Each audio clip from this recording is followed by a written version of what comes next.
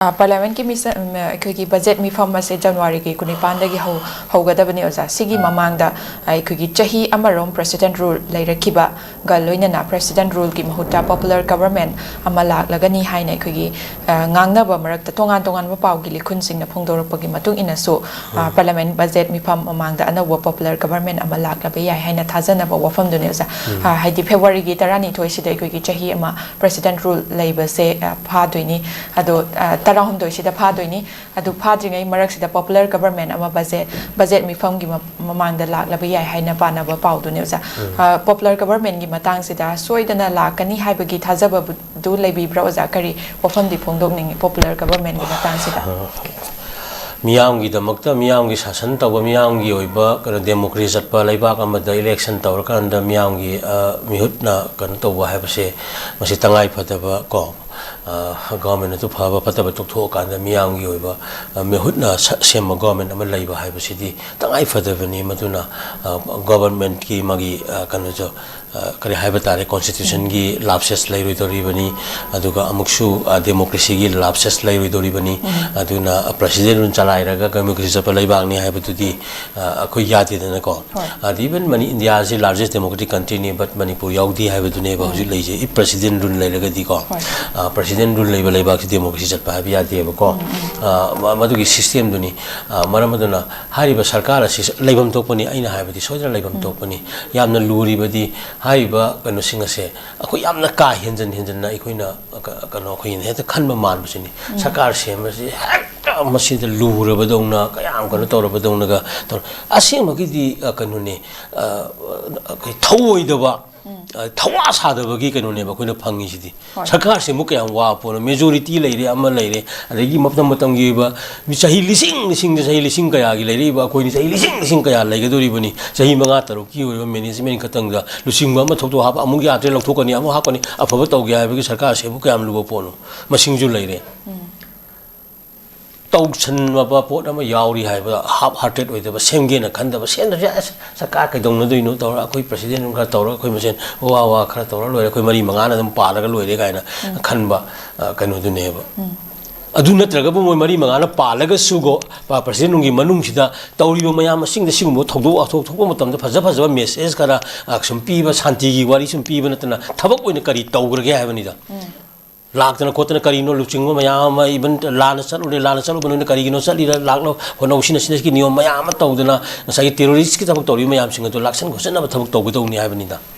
मतंग सुना तोंगा अखोयदे मणिपुरदा लेरिबा पोट मयाम सिंगसी याम क्लियर ओगदबनी अखोयदा इवन नेशनल लिबरेशन मूवमेंट लेरी अदगी देन टेररिज्म लेरी वायलेंस करीनो याम क्लियर ओगदबनी मसी मयाम निष्ठममनरगा इसिंग अनैबमदा नैछल्ला कांदा लास्ट ओइ टेररिस्ट ओइना ब्रांडेड तौर कांदा मणिपुर मियाम जुमदु यौसल्ला कांदा मियाम मांगल्ला कांदा लम्मुल्लगा अखोने कनो तौगे हाइबकी नेशन मानबा म यावबसे सिनेबा मरमन गवर्नमेंट से सेमगदौनी हाइबनिदा सेमबदु अखोयगे सवैना सेमदबा खोतबदु यामना लुसिनना अखोयगे लौबा मानबा म तौरि लौरिदबनी थोलर अमा हापा लोइरे हापतबो म येंगा लोइरे याद्रे हाइत्रे मसाना कइनो मी गातनी मी जिसु सोइनी मथंग अमु सिन्थो लोइरे ख तौर कांदा डेमोक्रेट मियामदा डेमोक्रेसी गी पोट योहनबा लाक्नगदौनी हाइबनिदा अखोयना मसिदा पिसुम पक्सोक्ता सुकनारगा पकांगना खरा पक्लुदा लुबा सारगा थबक सुनु तौथोक्तबिगी नेचर अमखा अखोयदे यावरिबा थवा सादबि पथारगा तम लैथोको मानबिगी सिनि हाइबनिदा सेमगदौनी कुनिपान यामांदा कना सेमजनगदबनी मियामगी ओइबा वखल नैनानगदबनी मियामगी ओइबा कनो लाकदबनी अन मियामने ओइबा पोट मियामदु छलौना कनो रिप्रेजेंटेटिव मियामदु तौरगा लीडर तो खलन बसु याइदना अखोयदि हुइब जारिबा सेंट्रल लीडरशिप अदु कमान अदे अदुना तौ लेरे हाइबनिदा सिस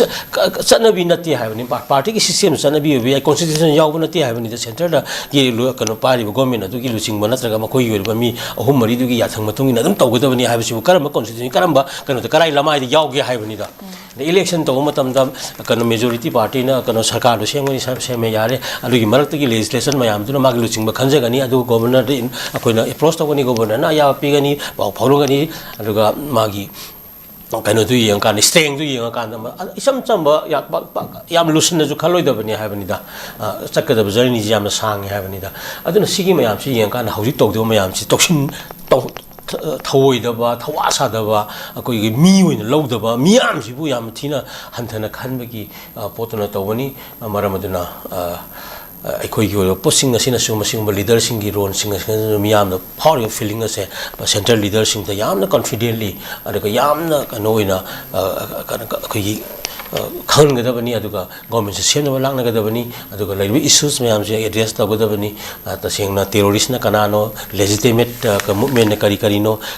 ꯑꯅꯤꯁꯤ ꯇꯣꯉꯥꯟ ꯇꯣꯉꯥꯟꯅ ꯀꯃꯥꯏꯅ ꯑꯩꯈꯣꯏꯅ ꯑꯦꯗ꯭ꯔꯦꯁ ꯇꯧꯒꯅꯤ ꯗꯦꯕꯂꯞꯃꯦꯟꯅ ꯀꯃꯥꯏꯅ ꯄꯨꯊꯣꯛꯀꯅꯤ ꯆꯤꯡꯗꯝ ꯑꯅꯤꯒꯤ ꯂꯩꯔꯤꯕꯁꯤ ꯀꯃꯥꯏꯅ ꯀꯩꯅꯣ ꯇꯧꯅꯤ ꯍꯥꯏꯕꯒꯤ ꯑꯣꯏꯕ ꯌꯥꯝꯅ ꯁꯦꯟꯁꯤꯇꯤꯚ ꯑꯣꯏꯕ ꯂꯩꯕ ꯀꯟꯁꯔꯟ ꯁ꯭ꯇꯦꯛ ꯍꯣꯜꯗꯔ ꯃꯌꯥꯝ ꯑꯃ ꯇꯧꯔꯀꯥꯟꯗ ꯃꯁꯤꯗ ꯄꯨꯛꯅꯤꯡ ꯂꯨꯞꯀꯗꯕ ꯃꯇꯝꯅꯤ ꯍꯥꯏꯕꯅꯤꯗ ꯑꯗꯨ ꯁꯨꯡꯅꯠ ꯅꯠꯇꯕꯤꯗ ꯋꯥꯟꯁ ꯄꯋꯥꯔꯗꯨ ꯄꯥꯏꯔꯕꯗꯤ ꯃꯗꯨ ꯑꯦꯟꯖꯣꯏ ꯇꯧꯅ ꯍꯣꯠꯅꯕꯗ ꯑꯗꯨꯝ ꯃꯇꯝ ꯃꯥꯡꯉꯀꯥꯟꯗ ꯆꯍꯤ 5 ꯂꯣꯏꯔꯀꯥꯟꯗ ꯀꯔꯤꯝ ꯇꯧꯔꯝꯗꯕ ꯑꯗꯨꯒꯤ ꯊꯧꯗꯣꯛ ꯉꯥꯛꯇꯅꯦꯕ ꯇꯧꯔꯤꯁꯦ ꯃꯃꯥꯡꯗ Rome was not built in a day ꯑꯗꯨꯝ ꯍꯥꯏꯈꯤꯗꯅꯀꯣ ꯑꯩꯈꯣꯏ ꯃꯤꯌꯥꯝꯅ ꯍꯥꯏꯅꯔꯤꯁꯤꯅꯦꯕ ꯉꯁꯤ ꯊꯣꯛꯏꯕ ꯊꯧꯗꯣꯛ ꯃꯌꯥꯝꯁꯤꯡ ꯑꯁꯦ ꯃꯁꯤ ꯃꯃꯥꯡꯗ ꯊꯣꯛꯈꯤꯕ ꯃꯤꯁꯇꯦꯛ ꯃꯆꯥ ꯃꯌꯥꯝꯅ ꯀꯣꯔꯤꯌꯟ ꯔꯤꯞꯀꯤ ꯀꯩꯅꯣꯗ ꯇꯧꯕꯗꯣ ꯑꯩꯈꯣꯏꯒꯤ ꯑꯥꯏꯂꯦꯟ ꯁꯦꯝꯕꯗꯣ ꯑꯗꯨꯒꯤ ꯇꯥꯏꯞꯇ ꯑꯣꯏꯔꯛꯄ ꯄꯣꯠꯁꯛ ꯑꯃꯅꯤ ꯑꯩꯈꯣꯏꯅ ꯍꯦꯕꯤꯠ ꯐꯠꯇꯕ ꯃꯆꯥꯅ ꯏꯁꯥꯁꯤ ꯇꯦꯔꯣꯔꯤꯖꯝꯒꯤ ꯀꯩꯅꯣ ꯂꯥꯛꯄ ꯃꯌꯥꯝꯁꯤꯡ ꯑꯗꯨꯅꯤ ꯑꯩꯈꯣꯏꯅ ꯈꯪꯒꯗꯕꯅꯤ ꯄꯣꯄꯨꯂꯔ ꯒꯚꯔꯟꯃꯦꯟꯠꯁꯦ ꯂꯥꯛꯄ ꯇꯥꯔꯒꯗꯤ ꯑꯩꯈꯣꯏꯒꯤ ꯊꯣꯛꯍꯟꯅꯤꯡꯗꯕ ꯉꯁꯤꯗꯁꯨ ꯄꯥꯎꯗ ꯌꯥꯎꯔꯤꯕ ꯃꯤꯍꯥꯠ ꯃꯤꯄꯨꯟ ꯃꯃꯥꯡꯗꯁꯨ ꯊꯣꯛꯈ꯭ꯔꯤꯕ ꯀꯌꯥ ꯑꯃꯁꯤꯗꯤ ꯑꯩꯈꯣꯏꯒꯤ ꯊꯤꯡꯕ ꯉꯝꯒꯅꯤ ꯍꯥꯏꯅꯗꯤ ꯈꯟꯕꯤꯕ꯭ꯔꯥ ꯑꯁꯤꯒꯨꯝꯕꯁꯦ ꯌꯥꯝꯅ ꯈꯜꯂꯣꯏꯗꯣꯏꯅꯤ ꯄꯣꯄꯨꯂꯔ ꯒꯣꯔꯃꯦꯟꯠ ꯍꯥꯏꯁꯤꯅꯤ ꯂꯣꯏꯔꯦ ꯄꯣꯄꯨꯂꯔ ꯒꯣꯔꯃꯦꯟꯠ ꯍꯥꯏꯇꯥꯔꯗꯤ ꯃꯤꯌꯥꯝꯅ ꯌꯥꯕ ꯑꯗꯒꯤ ꯃꯤꯌꯥꯝꯒꯤ ꯑꯣꯏꯕ ꯑꯣꯏꯇꯥꯔꯒꯗꯤ ꯃꯗꯨ ꯊꯣꯛꯏꯕ ꯊꯕꯛ ꯈꯨꯗꯤꯡꯃꯛ ꯀꯟꯇꯦꯟ ꯇꯧꯕ ꯉꯝꯒꯗꯕꯅꯤ ꯄꯣꯄꯨꯂꯔ ꯒꯣꯔꯃꯦꯟꯠ ꯑꯃ ꯂꯥꯛꯑꯒꯗꯤ ꯃꯁꯥꯅ ꯑꯗꯨꯝ ꯉꯝꯐꯝ ꯊꯣꯛꯄꯅꯤ ꯄꯣꯄꯨꯂꯔ ꯒꯣꯔꯃꯦꯟꯠ ꯍꯥꯏꯁꯤꯅꯤ ꯂꯣꯏꯔꯦ ꯉꯝꯗ꯭ꯔꯒꯗꯤ ꯄꯣꯄꯨꯂꯔ ꯒꯣꯔꯃꯦꯟꯠ ꯅꯠꯇ꯭ꯔꯦ ꯑꯗꯣ ꯑꯃꯨꯛ ꯃꯤꯌꯥꯝꯅ ꯊꯕꯛ ꯇꯧꯗ꯭ꯔꯒꯗꯤ ꯎꯊꯥꯏ ꯇꯥꯕꯅꯤ ꯅꯠꯇ꯭ꯔꯣ ꯑꯩꯈꯣꯏ ꯏꯆꯝ ꯆꯝꯕ ꯂꯣꯖꯤꯛꯅꯦ ꯊꯕꯛꯁꯤ ꯌꯥꯝ ꯂꯨꯁꯟꯅꯁꯨ ꯈꯟꯒꯨꯝꯁꯦ ꯍꯥꯏꯕꯅꯤꯗ ꯆꯍꯤ ꯃꯌꯥꯝ ꯑꯃ ꯆꯍꯤ 50-50 ꯁꯨꯔꯦ ꯁ꯭ꯇꯦꯠ ꯍꯨꯠ ꯗꯦ ꯇꯧꯔꯛꯏꯁꯦ ꯁꯤꯒꯤꯗꯃꯛꯇ ꯑꯣꯕꯖꯥꯔꯕ ꯇꯧꯔꯤꯕꯁꯤꯗ ꯆꯍꯤ 5 ꯈꯛꯀꯤ ꯁꯔꯀꯥꯔ ꯑꯗꯒꯤ ꯁꯤꯐꯧꯗ ꯗꯤꯜ ꯇꯧ ꯉꯝꯗꯗꯅ ꯂꯩꯕ ꯆꯍꯤ 10 ꯍꯥꯏꯔ 20 ꯍꯥꯏꯔ ꯆꯍꯤ ꯂꯤꯁꯤꯡꯒꯤ ꯏꯇꯤꯍꯥꯁ ꯂꯩꯔ ꯂꯥꯛꯏꯅꯤ ꯆꯍꯤ ꯂꯤꯁꯤꯡ ꯇꯨꯡꯗ ꯍꯤꯡꯍꯧꯒꯗꯧꯔꯤꯕꯅꯤ ꯁꯤꯗꯩꯕꯨ ꯑꯩꯈꯣꯏꯅ ꯁꯨꯝ ꯂꯨꯁꯜꯂꯒ ꯇꯦꯟꯁꯟ ꯂꯩꯔꯒ